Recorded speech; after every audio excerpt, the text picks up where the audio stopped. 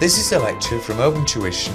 For the free lecture notes that go with this podcast, please visit opentuition.com. So we've looked at the various options available for companies. We've looked at generic strategies, cost leadership differentiation, perhaps with focus.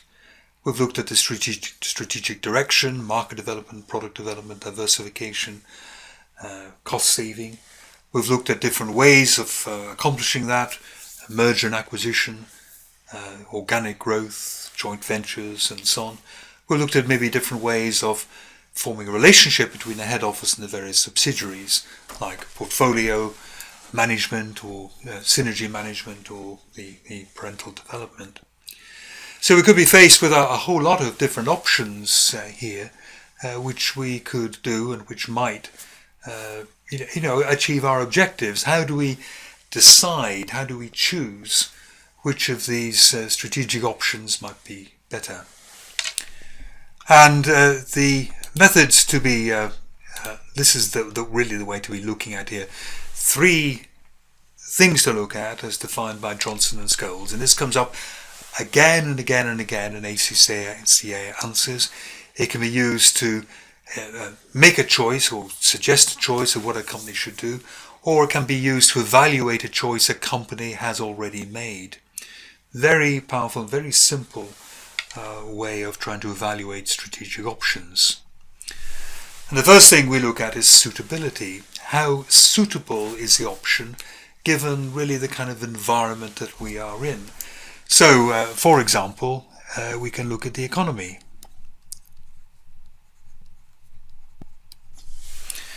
So an option might be to expand into a particular country. We have to see, well, what's the economy perhaps in that country doing? Is it stagnant? Is it increasing? Is it decreasing? How suitable is that strategy given what's happening in the world? Or we could be looking at competition.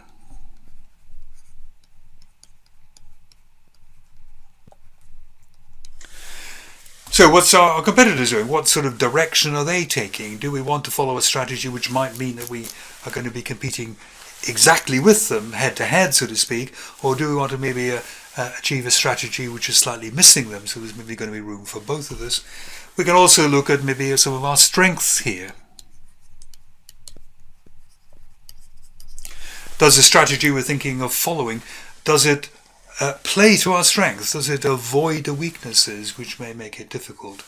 So that's the first thing. Secondly, there is acceptability. How acceptable is this strategy? And we're talking here to stakeholders. And the ones we have to be particularly careful about, of course, are the key players. Remember we said the key players, they have the power, they're very active, they're willing to use that power. Key players can just stop a strategy in its tracks. We have to think, how will our stakeholders, particularly key players, react to this strategy? Is it acceptable to them? If a strategy is not acceptable to your customers, they might go elsewhere.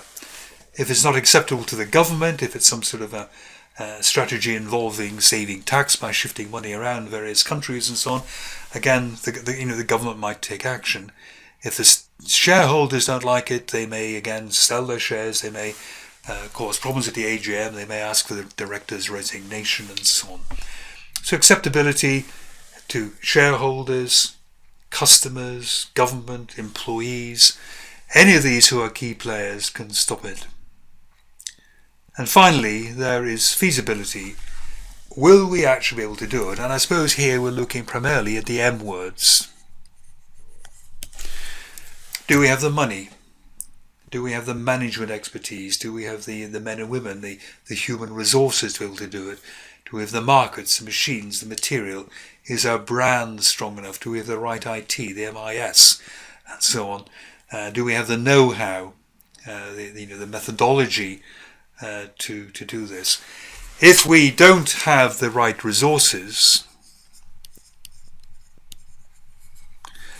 then it may be simply not feasible, simply not possible to follow that strategy. If we still want to follow that strategy, then we have to make good those resources. We have to buy in new ones. So these three things, suitability, acceptability, feasibility, provide a very simple, useful framework for basically evaluating a strategic option, trying to choose between various strategic options and saying which one you think is going to be best. Of course, you might be wrong. There's always a matter of judgment in here. People look at situations rather differently. It depends inevitably on your attitude to risk and how you feel and so on. But it gives a very useful framework indeed for making this choice.